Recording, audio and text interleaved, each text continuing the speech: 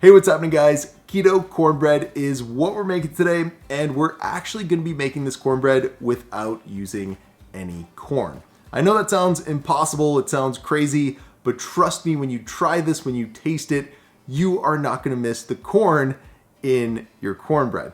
Mostly because I've got a secret ingredient that's going to add a ton of corn flavor to this cornbread without adding a ton of carbs, like corn typically does. And speaking of carbs, every slice of this cornbread, it has just 3 net carbs. That said, let's get right into the good stuff, and I'll show you how to make keto cornbread.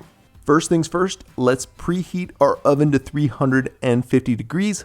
Next, we're gonna add some buttery deliciousness to our keto cornbread.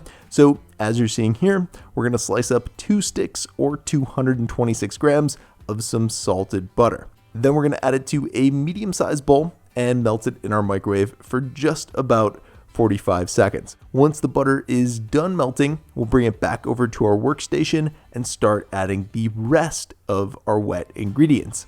As you're seeing here, the first of which is going to be 2/3 of a cup or 160 milliliters of heavy cream, followed by 3 large eggs, 2 egg yolks, and lastly, the secret ingredient for today's cornbread recipe, cornbread extract. Now, this stuff is what's going to give our cornbread all of its corn flavor without us actually having to use corn in the cornbread. That said, for today's recipe, we're going to be using 3 teaspoons or 14 grams of it. So that's it for the wet ingredients. Now we can give those a good whisk until they're well combined. And then once they're well combined, we can start adding the dry ingredients for our keto cornbread. The first of which is going to be coconut flour. And it's important that you don't try to substitute another flour like almond flour for the coconut flour, because coconut flour is highly absorbent and most other flours aren't. That said, for our cornbread, we're going to be adding a cup or 120 grams of coconut flour to our bowl. Next, we're going to add some sweetness to the cornbread, of course, without adding any net carbs or calories, by using a heaping quarter cup or 40 grams of confectioner's swerve.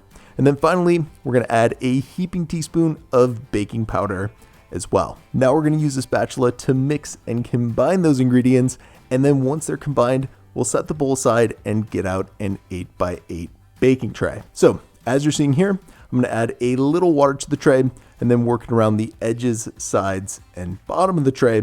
And really, this is just a trick to get the parchment paper to stay in place once we add it to the tray. Then once the paper is situated in there, we're going to coat it with a little bit of baking spray, and then we can start adding the cornbread batter to the tray. After that's taken care of, we're going to use a spatula and evenly spread out the batter in the tray. And then once it's looking even in there, we're going to cook the cornbread for about 45 to 50 minutes. Then once it's done baking in the oven, we'll want to let it cool down to room temperature in the tray that we baked it in. However, I like to let it cool down overnight uncovered in the tray itself. I think just giving it that extra time makes the cornbread taste even better. However, once the cornbread is cooled, that's when we can cut the keto cornbread into 9 slices and dig in. And that's how to make cornbread keto. For more info on today's recipe, check out the video description below, and I hope you enjoy it.